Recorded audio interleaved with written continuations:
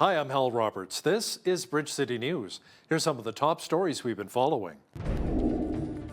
During his party's policy convention in Quebec, Tory leader Pierre Poilievre slams the Trudeau government once again on its cost of living record.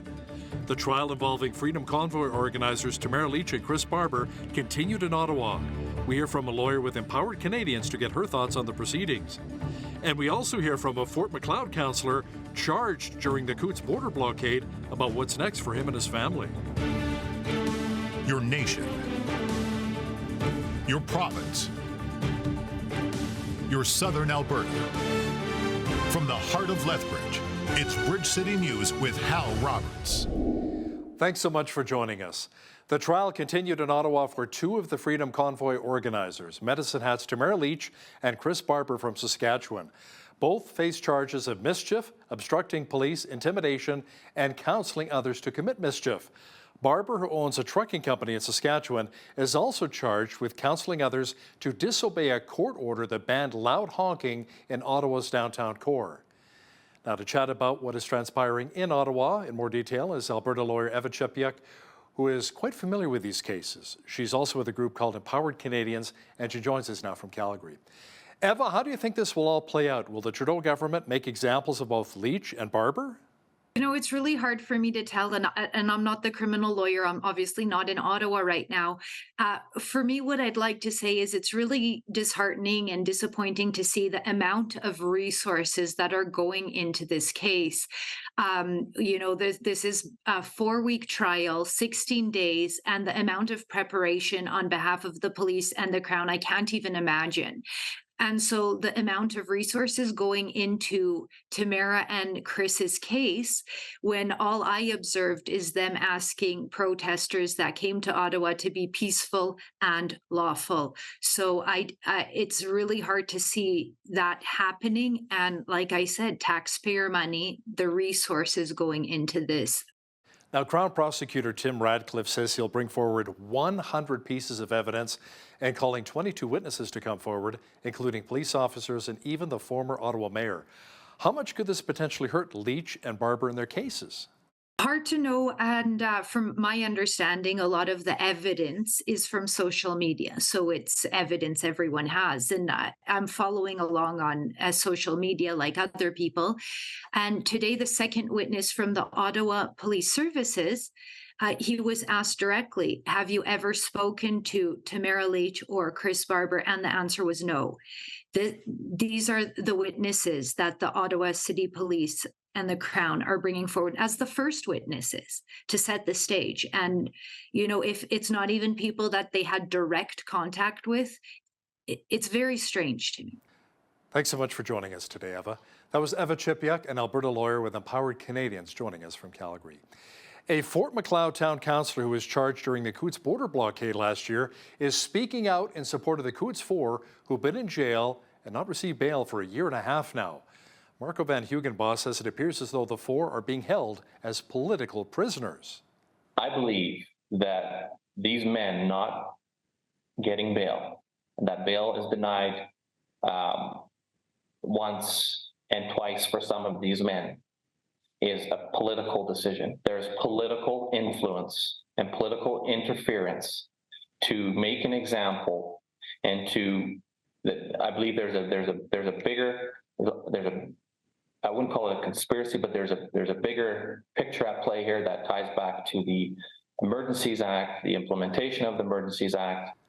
Mr. Van Hugenbos will also discuss his own plight as he too faces charges for his involvement in the Coutts border blockade. Catch that full, enlightening interview coming up later in our broadcast.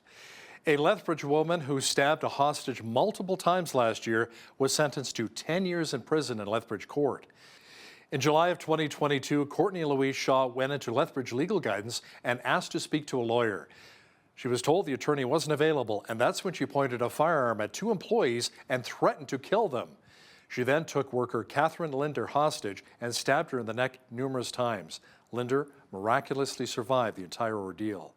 Shaw pleaded guilty last month to several charges, including pointing a firearm, using a firearm while committing an offense, taking a hostage, and aggravated assault.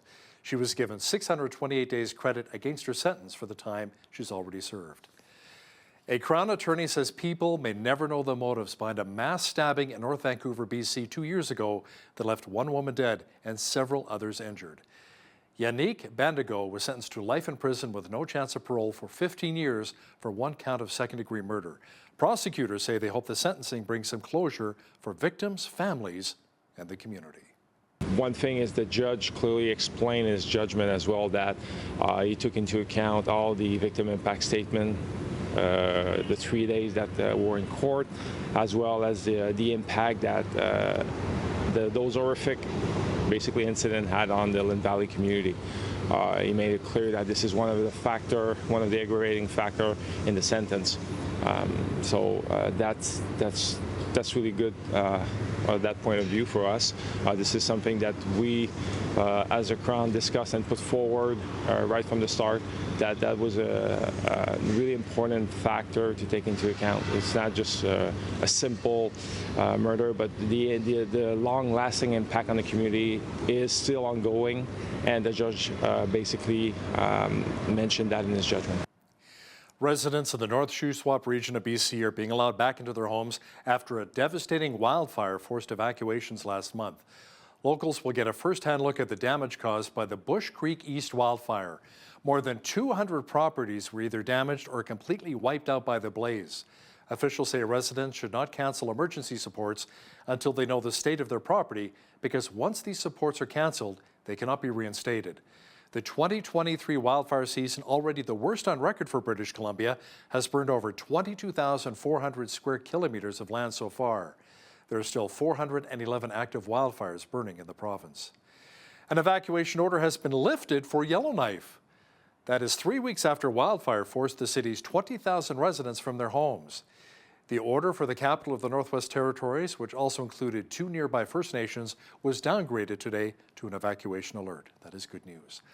Also good news when it comes to our air quality here in southwestern Alberta. A lot better today. Much of the wildfire smoke has left us for now. Jeanette Rocher is now with a quick peek at the forecast. Jeanette, many of our farmers are still praying for moisture, however. Will those prayers be answered anytime soon? Well, with a 60% chance of showers, I would say most definitely, Hal. Those showers lasting into the evening with a risk of a thunderstorm and a southeast wind gusting to 40 kilometers per hour, and then lightening up overnight low of 7 degrees. And then as we get into Thursday, those clouds clearing in the morning, high of 23 degrees. So it should be a lovely day on Thursday, and telling us that summer is certainly not over yet. I'll be back later in the show to tell you more about that. Hal? Thanks so much, Jeanette. Prime Minister Justin Trudeau says Canada will be expanding its presence in the Indo-Pacific region. He says we will do so through green infrastructure and building resilient supply chains. He made the comments during a speech at the ASEAN Indo-Pacific Forum in Indonesia. So some of you may know, Canada is in the midst of our worst wildfire season ever. And this kind of terrible happening isn't limited to Canada. It's going on all around the world, including here in the Indo-Pacific, which is one of the regions most exposed to extreme weather events exacerbated by climate change. In 2023 alone, we've seen heavy rains and flooding here in Indonesia, but also in India, in the Republic of Korea, China, and Japan. Tropical storms have hit the Philippines and Taiwan. A cyclone devastated Myanmar. Heat waves have swept over Asia. In April, Laos and Thailand recorded their hottest temperatures ever. The disasters we're facing as a world are not just bad luck. They're being driven by climate change and nature loss. Pierre Poilievre, meanwhile, is in Quebec City for his first policy convention as federal Conservative leader. He says the cost of living is continuing to hurt many Canadians, and that includes the rising housing costs. He says life has gotten so much worse under Justin Trudeau. Of course, we'll be attending the Common Sense Convention in Quebec, where we will talk about axing the carbon tax, lowering income tax so that hard work pays off, removing bureaucracy and taxes so that builders can put affordable roofs over the heads of our young people, and people can afford to pay the rent again. Boy, is it ever necessary, because after 8 years of Justin Trudeau, life costs more, work doesn't pay, housing costs have doubled We see crime, chaos, drugs, and disorder in our streets. Jagmeet Singh and Justin Trudeau have a solution. They want a 61 cent a litre carbon tax that will make life even more expensive. They put $60 billion of new inflationary deficits that drive up interest rates and taxes. They've created tent cities in major towns and centres across every municipality.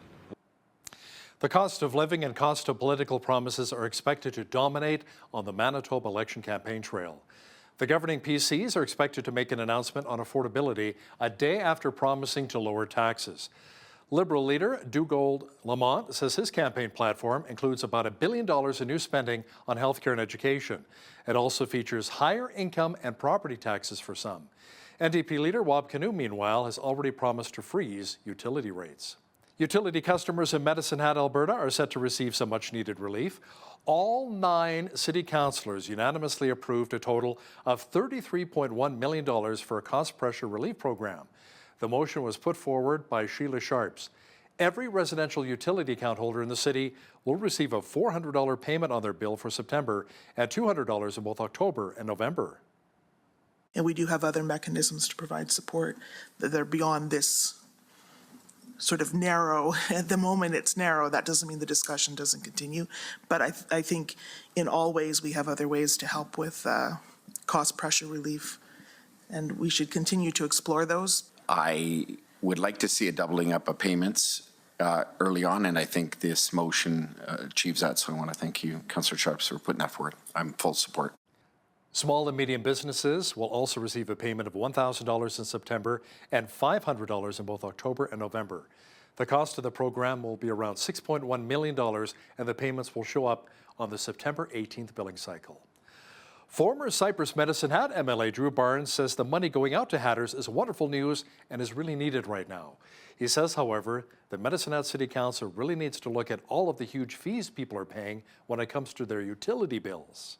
Alberta has built more renewables than anyone else. Our electricity bills have only gone up. So I think it's time to take a pause and make sure that, to make sure that things are affordable. Jeanette, one thing I will say, and one of the things that did surprise me that the City of Medicine Hat didn't do last night, was when you look at your utility bill, there's service costs, there's access costs, there's environmental fees. My personal house utility bill last month was half of it was just in service and access and transmission fees. It is so time to end those. Former MLA Drew Barnes will also explain why he's frustrated with Medicine Hat City Council raising property taxes 4%. He'll share details in an interview with BCN's Jeanette Rocher coming up after Business News.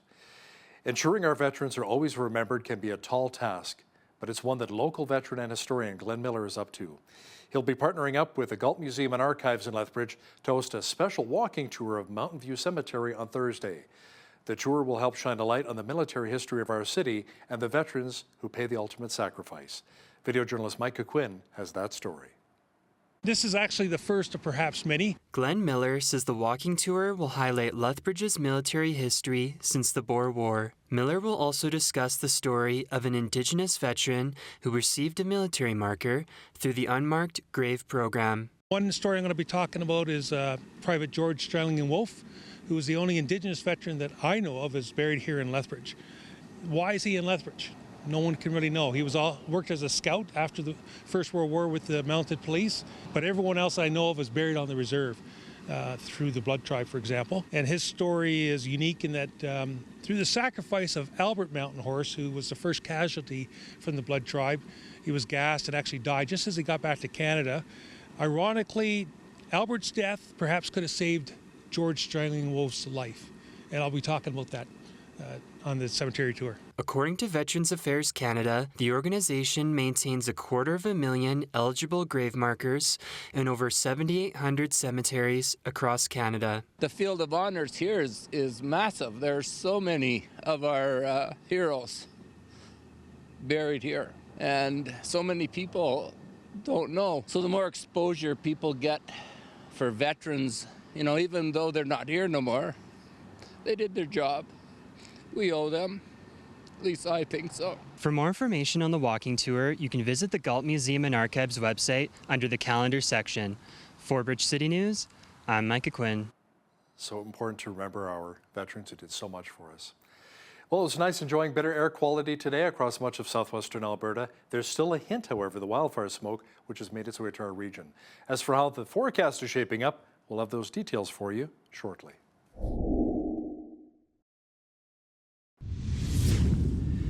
It was an amazing day for taking a bike ride through the coulees if you had that opportunity. Jeanette Rocher is in now with a complete look at the forecast. Jeanette, tonight, however, we may want to bring along an umbrella since there's a chance of showers developing. Yes, those showers developing late this afternoon and into this evening, along with the risk of a thunderstorm. And then that's about it for moisture, because look at this 7-day forecast. We're seeing warm, sunny conditions, particularly as we get into the weekend and beyond. So high of 23 degrees for both Thursday and Friday. Same thing for Saturday, mainly clear skies though. And then into Sunday, high of 25, up to 27 on Monday and 26 on Tuesday. And you know what, looking at that forecast, I'm just going to say it. Summer is not over. High of 22 is the average high for this time of year. 7 degrees the average low. 34 was our high temperature on this day back in 1998. And in 1948, it was a chilly -1.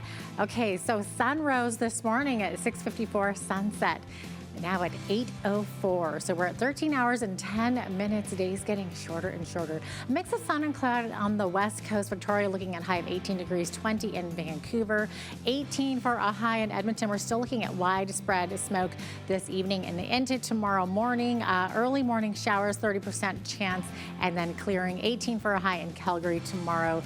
And mainly sunny skies there. As we look to the rest of the prairies, we're seeing a 30% chance of showers in both Saskatoon and Regina. Regina could see some thunderstorms tomorrow. High of 20 in Saskatoon, 24 in Regina, 23 for a high in Winnipeg. Winnipeg looking at mainly sunny and some hazy conditions there as well. Now, humid conditions persisted in Toronto today as they saw that heat warning still in effect. And we should be seeing a cooler air mass by Thursday. So that's tomorrow, along with a 40% chance of showers and a risk of thunderstorms there. 26 for a high in Toronto, 28 in Ottawa. That heat mass also continuing through Thursday.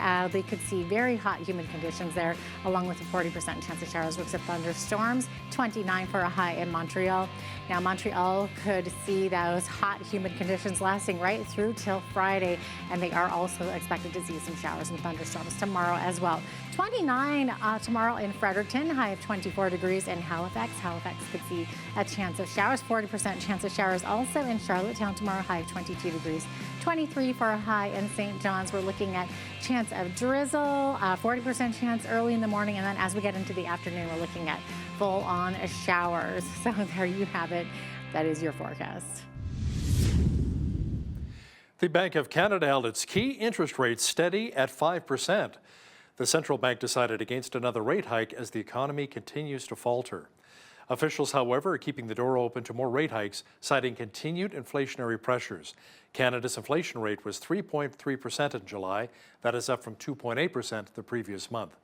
Stats Canada reported last week that real gross domestic product contracted in the second quarter, which convinced forecasters that another rate hike was highly unlikely. Saudi Arabia and Russia have agreed to extend oil production cuts until the end of the year. The announcements pushed the price of benchmark Brent crude above $90 a barrel. That's the highest level since last November. That will likely increase the cost for those filling up at the pump and put more pressure on Saudi Arabia's relationship with Washington. U.S. President Joe Biden warned the kingdom last year that there would be consequences for partnering with Russia as Moscow wages war on Ukraine. Tim Hortons has launched an online store selling a new line of clothing. Timshop.ca has a wide range of sweaters, t-shirts, and joggers with kind of a retro feel. It also sells Nespresso capsules, ground coffee, and tea K-cups. Officials at Tim say Canadians across the country have been asking for more options when it comes to apparel. Now, here's a look at today's markets. The TSX was down 186 points on the day to finish at 20,226. The Dow was down 198 points to 34,443. The S&P 500 was down 31 on the day to 4465. And the Nasdaq was down 148 points to 13,872. West Texas Intermediate Oil was up 87 cents to 87.56 US per barrel. Natural gas was down 6 cents to 2.52 US. Gold was down 9.56 on the day to 1916.56 US an ounce, and silver was down 37 cents to 23.17 US an ounce. Feed wheat is at $9.90 per bushel, barley's at $7.51, canola's at $18.03, and corn is at $9.14 per bushel. Live cattle October contract was up $2.75 to $182.70. Feeder cattle were up $1.78 to $253.15, and lean hogs October contract was down $1.30 to $81.88. The Canadian dollar was up slightly over the past 24 hours to 73.33 US.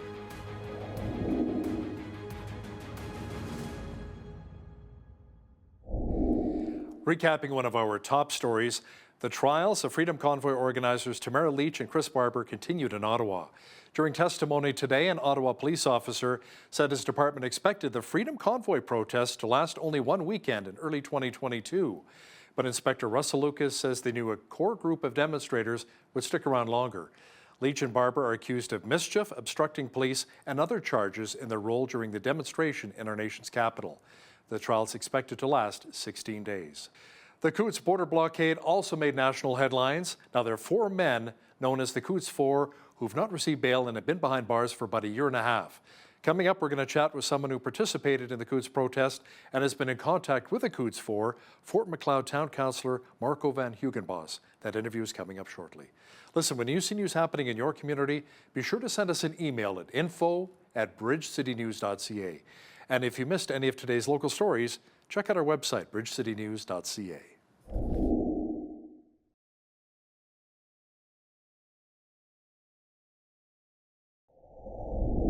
It has been over a year and a half since the Coutts 4 has seen the light of day. The 4 men accused of conspiring to commit murder of RCMP officers during the Coutts border blockade in February of 2022 are still behind bars. None of them have been allowed to post bail. Now, to chat about this in more detail is Marco Van Hugenbos, a Fort Macleod Town Councillor who's also a strong supporter of the Coutts 4 and who he himself was charged with mischief over $5,000 during the Coutts border blockade. Marco, welcome to Bridge City News. Al, thanks for having me. Now, Marco, first of all, where does the situation stand now when it comes to your charges? Your trial is coming up in April of next year? April the 2nd, I believe, is the date that was scheduled in last December. But looking at how some other legal cases have been going through the courts, I wouldn't be surprised if this date gets pushed further back. Now, you, along with Alex Van Herk, also Fort Macleod, and Gerard Jansen of Tabor, all face charges of mischief over $5,000. If you're found guilty, you could face a maximum of 10 years in prison. How concerned are you with this?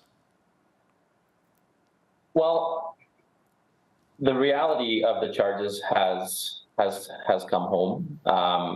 It's a serious charge. Like you just mentioned, if convicted, the maximum penalty could be 10 years. I believe the Crown is, they proceeded with direct indictment, I believe, in discussions that have been had, that they're looking for 3 to 4 years. But again, the case is ahead of us, the trial is ahead of us, and of course it would be concerning if I were to speak frankly and in relation to my family. If I go to jail, if I'm convicted and go to jail for any length of time, that would have that would be an extremely difficult situation for myself and my family.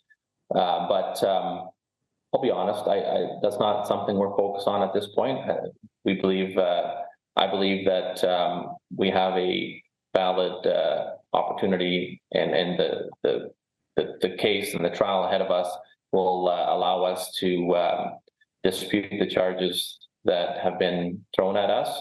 And it's sort of a stepped approach. At this point, we look to trial, and based on trial, we will reevaluate and look at next steps. So, Marco, while all of this is going on, are you allowed to continue with your duties as a town councillor in Fort Macleod, or have you had to step aside? No, I'm allowed to continue. There was complaints leveled against me, but the MGA, the Municipal Government Act, did not have any authority or did not have any bylaw, or I was not in. I did not contravene the MGA. I have a letter of. I was disciplined with a letter from council in relation to the public role that I did participate in during the Coutts blockade. But as of right now, I'm still a sitting second-term councillor for the town of Fort Macleod. So can you explain to our viewers, Marco, exactly what you were fighting for during the Coutts blockade? We were fighting against government overreach. I've said this so many times. The COVID years, the early COVID years, pre-Coutts blockade, we lost the ability to communicate with those who represent us. And to be quite frank, even those who represented us did not have the ability to do that. We were being governed by a PIC committee, by the EMCC Emergency Management Cabinet Committee. And we've now seen in the last month, or I believe it was 5-6 weeks ago, the Ingram decision ruled against the authority that the EMCC had. That's not saying that things would have been different, but we protested and we stood up against a government provincially. Ottawa is a different story. The Freedom Convoy addresses that, but provincially we stood up against a government out of touch and frankly out of control. Now, looking back at the Coutts border blockade, Marco, would you have done anything differently? There's a lot of things I would have done differently. This is not something that I've ever done before or have any intention to do again. So there was a lot of decisions that were made in the moment, on the fly, with the limited amount of information or the information we had at that time. In relation to the to things that I would have done different, that's more of a specific question, but I could probably write a book about, you know, a bit of a manual on how to properly engage your government and all that, and what that all entails. So did you reach out to some of the government officials, like including the MLA, what they had to say? There was contact with, not necessarily officials, but there was no contact with bureaucracy, but there was contact with MLAs and cabinet ministers. I was in contact with previous transportation minister Rajan Sawhney, I believe twice, but there was never any contact on an official capacity.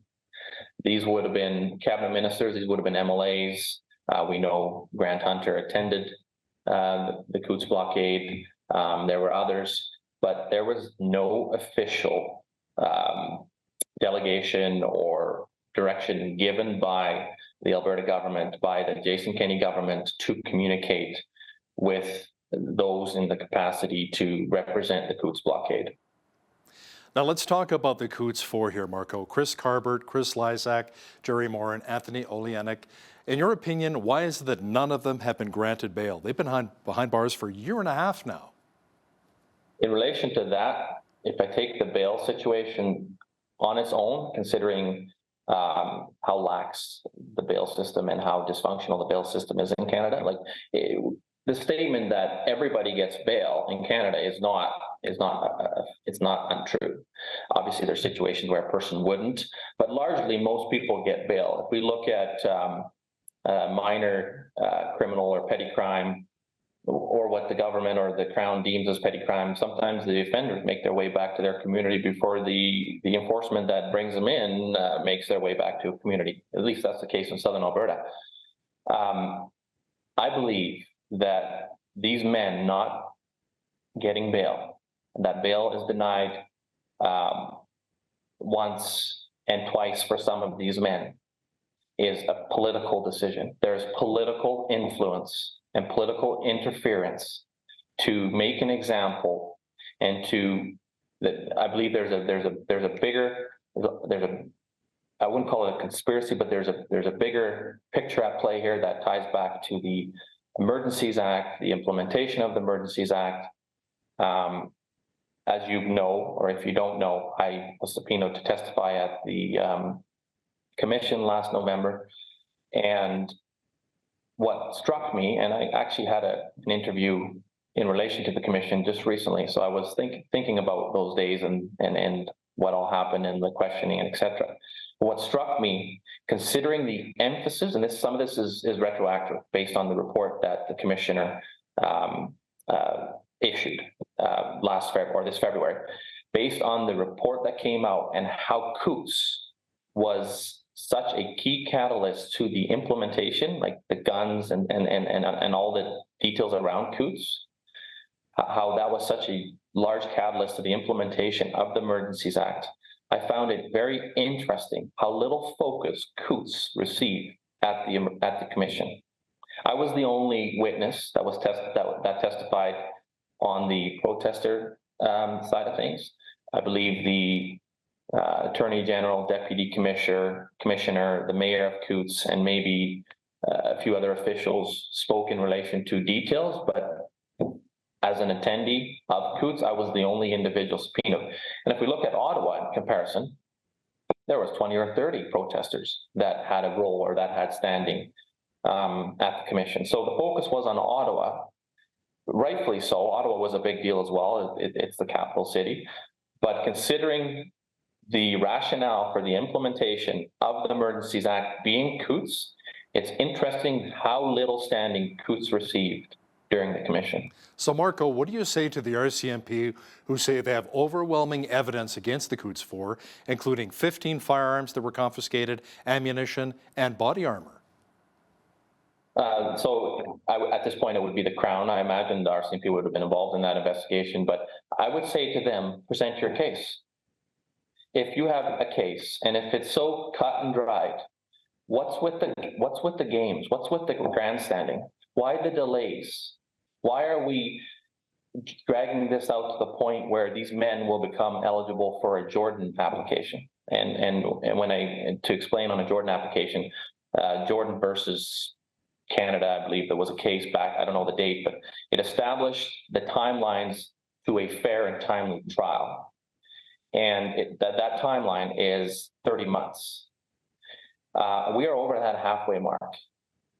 And very soon we will approach that deadline. And what I feel may happen due to what's happening in court, pre-trial motions, some of the things in play, and I can't speak to all of that. There's a publication ban, even though I'm not media. I don't want to get in trouble for that. But what I see is happening is that the Crown's case is on shaky ground. That's my observation. I'm no legal expert, but that's my observation. I have the ability to discern that. What I think will happen is they will become eligible for a Jordan application. The Jordan application, and this is just a scenario. The Jordan application will go through the course, and these men will be granted. Their charges will be dropped. There will be outcry, broken justice system, et cetera, et cetera, et cetera. But these men will never be truly vindicated, and the Crown, if they had a case, won't try their case. And if they actually never had a case, also will never have to answer to the fact that there is a very real chance of Crown and RCMP corruption. Now, during police interviews, Anthony Oleanic allegedly said that the federal government sought to destroy the middle class, install a communist regime before the start of executions, and use of gas chambers. Those are some very serious accusations, Marco. I can't speak to Tony's comments or the setting these comments were made in. I do know one thing. At that point in time, not necessarily the Coots blockade, there was a lot of anger at the government. And people want to talk about the Coots blockade, all the other blockades, Emerson, Kingsgate, Ambassador Bridge. They want to talk about the Freedom Convoy. And they want to talk about those days from the start till the end. But nobody wants to talk about why were we there? Why did honest, hardworking Albertans and Canadians go to the extent they did, to the point where they could possibly where there would be legal ramifications, such as my own charges. Why did law-abiding citizens have to go to that point? That's the real question that isn't being asked. And I feel that until we as a country, as a society, ask that question, we're not going to be able to heal or to move forward from COVID. It's like, you know how trauma works, Hal, right? Trauma gets pushed away, but then trauma can resurface 20, 30 years from now. And I feel that the trauma of COVID, I'm not talking about what mandate was right, what wasn't, but there is real trauma. Look at the mental issues we're facing. Look at the opioid. Look at the drug problems we have in society right now, the homelessness.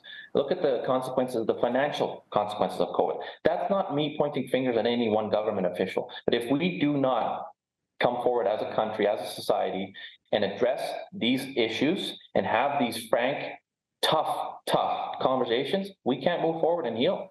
So Marco, we only have a few short moments left here, but I wanted to slip in two more questions for you. Number one, have you chatted with any of the men behind bars? How are they and their families holding up? I chatted with them. I actually chatted with Chris Carver yesterday. I talked to him. I talk to them both weekly and even more than weekly.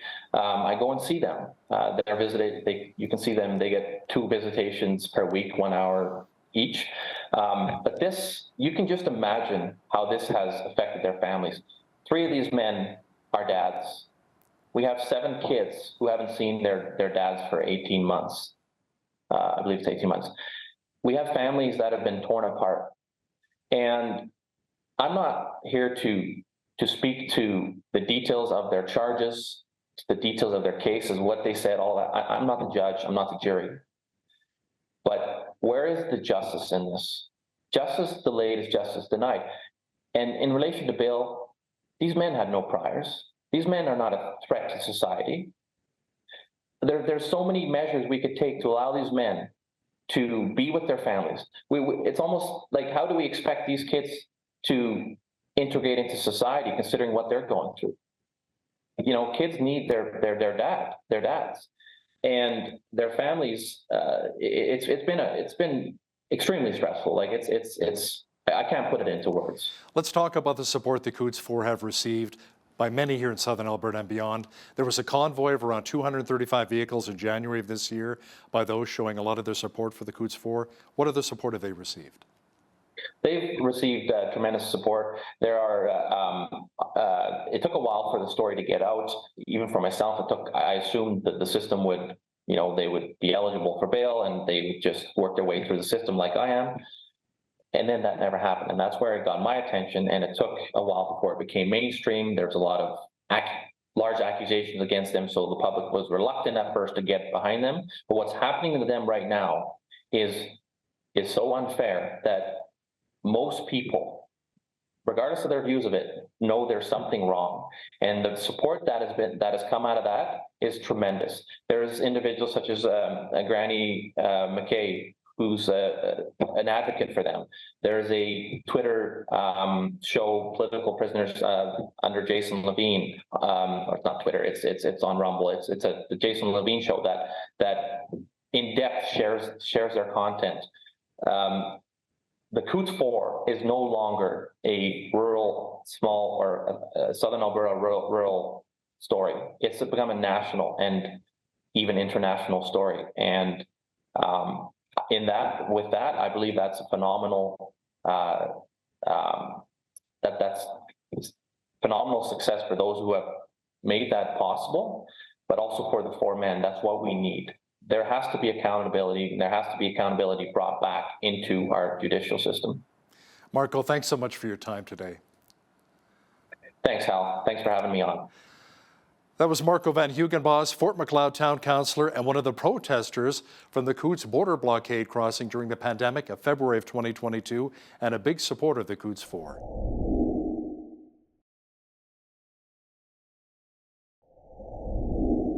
residents of Medicine Hat, Alberta, who get their utilities through the city are about to see some hard-earned cash come back to them. Medicine Hat's council just approved a very large utility relief package. To talk more about this and other ongoing utility issues and opportunities in the province is Drew Barnes, former MLA for Cypress Medicine Hat. He also has extensive background in real estate and business. He joins me now. Drew, welcome. Thanks so much for being here. Morning, Jeanette. Thanks for talking to me. Absolutely. Okay, so we've been hearing so much about utility prices rising and going through the roof, haven't we? So, but Medicine Hat City Council just approved, what was it, a $33 million in relief and utility relief. So this happened just September 5th. So, Drew, this is huge news. It absolutely is huge news, but let's put it in the framework where it started from. First of all, Jeanette, people in Medicine Hat, families in Medicine Hat are hurting. High taxes, high inflation, the economy here and the job market's not great. And all of a sudden, as people went off their fixed rate, the cost of utilities quadrupled in Medicine Hat. Now, we're very fortunate in Medicine Hat that we still generate our own electricity and we have the opportunity to sell to the rest of Alberta on the grid. But the long and the short of it, people's utility bills were tripling and quadrupling at a time they couldn't afford it. And secondly, Jeanette, our city-owned ratepayer-owned utility made $200 million last year. And at the same time, our city council raised our property taxes 4%. So Medicine Hatters are saying, hey, stop this growth in government. Please have some empathy for where I'm at with my family and my future, and give us a break. And city council partly responded with a decision last night to do that. Yeah, and I mean, Drew, I'm sure a lot of people could applaud City Council for that. And my understanding was there were hundreds of people in attendance there for this council meeting because it really affects them. So what will this mean for these people of Medicine Hat who hold accounts with the city for their utilities? Well, it will be, initially, it will be a nice break. Yeah, there was like 550 people at a town hall a week ago, organized by one of our local restaurateurs whose utility bill had gone up to $3,000 a month. And I've seen some other restaurants as much as $10,000 a month now since the rates went up. But what was decided last night was every single resident of Medicine Hat and our local service area, which includes Dunmore, Cypress County, and Redcliffe, would also get some relief. And our small to mid-sized businesses would get some relief as well, totaling $33 million. The anxiety and the angst still, Jeanette, though, is that they've decided to defer the decision on what they're going to charge us in the future until their October meeting. And again, as people went off the long-term rates of 8 cents a kilowatt to it was almost 30 cents, Medicine Hatters are still wondering what October, November, and December are going to bring. Yeah, well, at least it will bring a little bit of relief for them those months, because I believe it's $400, a relief payment of $400 on their bill for September, and then $200 in both October and November. So at least that's a little bit of relief. But it looks like also passed on the 5th was an investigation into how the city sets its energy rates. So that was passed as well, wasn't it? Can you maybe talk about that a little bit? Yeah, absolutely. The council passed a motion agreeing to look for a consultant, to look for some outside advice as to how they set their rates in the future. Potentially going to a municipally controlled corporation with more expertise, more outside involvement, potentially to look at the opportunity to sell it. Jeanette, one of the interesting things here is about 15 years ago, we had the opportunity to sell the Medicine Hat Oil and Gas Exploration Company for what sounded like hundreds of millions of dollars. The council at the time decided not to do it. And now that business has diminished tremendously in value, and the people of Medicine Hat are facing upwards of $200 million in reclamation costs for wells. So a decision that was made 15 years ago has cost the people of Medicine Hat greatly. And I just hope and pray that council gets this one right. And I hope they listen to Medicine Hatters as to what we want to do. Oh, yeah, definitely. Are you able to maybe shed some light on whether the city has been making a profit from its utilities? Absolutely, they're making, as the cost of utilities have gone up, electricity generation gone up dramatically for all Albertans. The city of Medicine Hat had budgeted somewhere between 25 and 50 million in profits from their electricity generation, and ended up making 200 million. And that's one of the reasons why the people of Medicine Hat are saying, okay, why, when you made 200 million, did you raise my taxes 4%? What's the benefit in it for me? Again, many of us in Medicine Hat want governments that spend less so they tax less. And and again, when you couple that with the hardship of people with high inflation and high interest rates and people struggling, it's not the time for a higher utility and higher tax rates.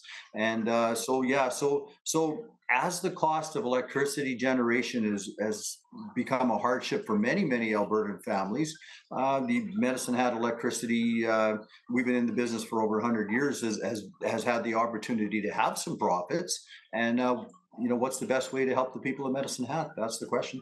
Definitely, that is the question. So still looking at energy in Medicine Hat, there was a meeting recently at the Cypress Center regarding utilities. Can you provide an overview of what happened there?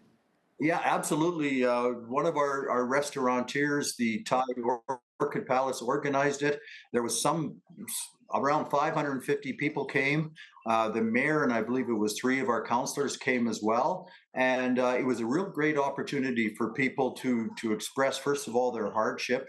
Again, I saw utility bills in the thousands of dollars where people had to choose between paying their utilities, paying their mortgage, and what their children may need for school, as an example. People spoke very passionately to the mayor and the 3 councilmen about the hardship. And again, the overriding thing was, we're making all this money generating electricity, but my taxes are going up, my utilities are going up. Where's the opportunity for Alberta families if we have to pay so much? And so this was the council's first step last night to rebate 33 million of that excess profits. I was going to say, it sounded like they listened and they acted fairly quickly. Yeah, the question is it enough?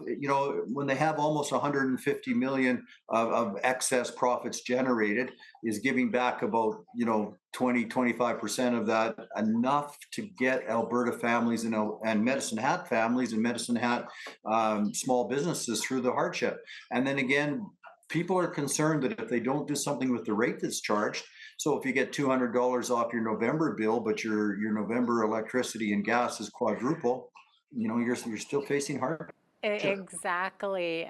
So, Drew, are there alternative options that are being considered for Medicine Hat in terms of utilities? Oh, there sure are. They're looking at how they set the rates going forward. And that was one of the things, Jeanette, that came out of this meeting at the Cypress Center a short time ago. The council decided about 10 years ago that they would take 95% of what the average was of 3 producers in Alberta. And a lot of people in Medicine Hat saying, why don't you come up with a cost plus situation where we can have the benefit of lower rates? And the mayor and those 8 councillors now have to make the decision of the best way to protect our investment in electric generation, but the best way to make it so Medicine Hat families and Medicine Hat small business can prosper. Yeah, how do you think that option maybe aligns with the city's long-term goals are? Well, I think that the city has to get their spending in line so they can not only give us the best utility rates, but they can get our tax rates lower as well. Jeanette, it's no secret out there that with high interest rates, high inflation, the high cost of living, and we're struggling a bit here as our oil and gas industry, has stops and starts. It's no secret that Medicine Hat and Alberta families need as much help as they can right now. So I would suggest that let's look at no tax increases for the foreseeable future, and let's come up with a fair return for electric generation for the corporation of the city of Medicine Hat that generates electricity.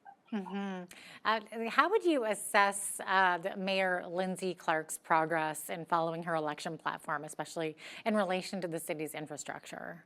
Yeah, that's an interesting one. The Mayor Clark, of course, defeated a two-time incumbent who had been on council for quite a while, and kind of the idea was to keep things local, whether it was local community, local electric generation. Medicine Hat prosper, and I don't know. I think it's been a 2 years of getting organized. It's been 2 years since the election, and her and the other 8 council people have 2 years to go. So let's see what they do in the next 2 years. Yeah, exactly. Now, there was a recent, I guess, a dust up, if you would say, between Mayor Clark and the CAO, the Chief Administrative Officer. Are you able to elaborate on that a little bit? Yeah, I sure am. It was interesting. I also watched that council meeting as well, and Mayor Clark seemed to be challenging or questioning the CAO over the fact that policy wasn't followed. And the CAO, her rebuttal seemed to be, well, that she had told everybody and everything was transparent and everything was above board. And without knowing the exact ins and outs of who said what to whom and at what time, I guess I'll say this, Jeanette. I want politicians to be accountable. In my 11 years in the legislature, it was always frustrating at public accounts and that I could never really, hold Alberta Health Services accountable. Or when I was questioning the health minister, Alberta Health Services wasn't there as an example. So I just hope that our elected politicians, our councilmen, our mayors, and our MLAs have a better chance to have value for how we spend our tax dollars. And then as a voter, let's hold our elected politicians accountable and let's give them the opportunity to make those decisions. Well, with that said, in your opinion, have the utility-related challenges of Medicine Hat, do you think that they've been more influenced by provincial issues or federal issues? Oh, both for sure. The carbon tax that Alberta charges carbon tax to our big industry, and of course the federal government charges carbon tax to everybody. That has made everything so expensive, and of course the carbon tax, because of our transportation, gets leveled into everything and makes everything more expensive. And then again, we're looking at all these renewables that have been added in Alberta. The more and more renewables they add, the higher the cost goes. So that tells you something. And absolutely, and because Medicine Hat is still generating electricity from natural gas, we have the opportunity to sell into the grid to the benefit of the rest of Alberta, and it's been a bit of an opportunity for sure. But of course, Jeanette, when you look at what the federal government wants to do with net zero, to get to net zero and carbon capture and storage and the great extra cost that will add to our utility bills, more renewables where we need backups, the great extra cost that will add to our electricity bills. There's some challenges ahead, and that's why I'm so glad to see so many Medicine Hatters come out and voice their good ideas. Oh, definitely. Now, of course, Alberta is so rich in resources. So what are your thoughts on maybe leveraging Medicine Hat's existing assets like irrigation and ranch land to support the city's utility initiatives or economic growth? Oh, absolutely. We were fortunate here for many, many years. We had cheap, shallow natural gas. A lot of those fields are depleted now, and it's not, it's not there right now. But yeah, there's all kinds of opportunity to add more, water irrigation opportunities. I mean, look at the tremendous success of Lethbridge and how much Lethbridge has grown and the 3 potato plants that are there. And certainly in Medicine Hat, we'd like to join into that as much as we can and work with our southwestern neighbors. So yeah, as long as government stays out of the way, let free enterprise and let smart Albertans be creative and ingenuitive. Yeah, no, interesting for sure. Are you able to discuss any specific initiatives or project related to utilities that you've personally been involved in or have plans to support in the future, Drew? Well, I'm watching Premier Danielle Smith's moratorium on more renewables that she put in a couple months ago and set for 6 months. I'm watching that very, very closely. And again, the more and more renewables we've added, it's just made our bills skyrocket. Secondly, we don't have a clear path to how we're going to reclaim this land when you know the solar farms and the wind towers are time to reclaim. So all these things have to be figured out. And again, I also am concerned that we don't have the adequate backup that we need for this. So I just would suggest that Premier Smith and the UCP, you know, I hope they just didn't defer this decision down the road. Let's figure this out and let's make utilities affordable for Albertans. So are you sort of siding with the UCP for halting those projects for 6 months? Yeah, I think that I think they should make the decision. I mean, Alberta has built more renewables than anyone else. Our electricity bills have only gone up. So I think it's time to take a pause and make sure that you know, to make sure that things are affordable. Jeanette, one thing I will say, and one of the things that did surprise me that the City of Medicine Hat didn't do last night, was when you look at your utility bill, there's service costs, there's access costs, there's environmental fees. My personal house utility bill last month was half of it was just in service and access and transmission fees. Yes. It is so time to end those, so Alberta families have a chance to have some choice in life, to make their kids have more choices, to take a holiday, to get ahead, whatever. Absolutely. Well said. Thanks so much for joining me today, Drew. Always a pleasure to have you on. Oh, Jeanette, thanks again. Absolutely. Have a good day. Drew Barnes is a former MLA for Cypress Medicine Hat with a background in real estate and business. I'm Jeanette Roche on behalf of all of us here at Bridge City News. Thanks so much for watching.